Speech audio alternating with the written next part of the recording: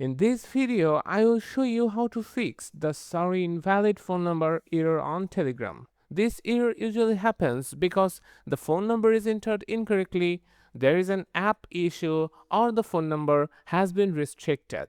First, make sure you are entering your phone number in the correct international format. If the number is correct and you are still getting the error, try clearing Telegram's cache. Open your phone settings, go to Apps, then find Telegram from the list. Then tap Storage and choose Clear Cache.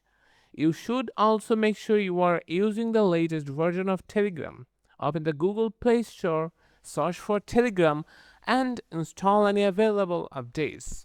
Next, check that your SIM card is active and able to receive SMS messages.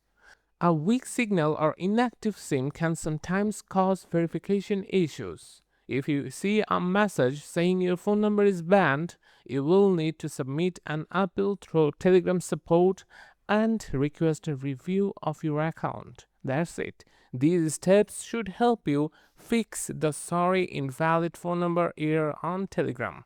If this helped, don't forget to like and subscribe for more quick tutorials.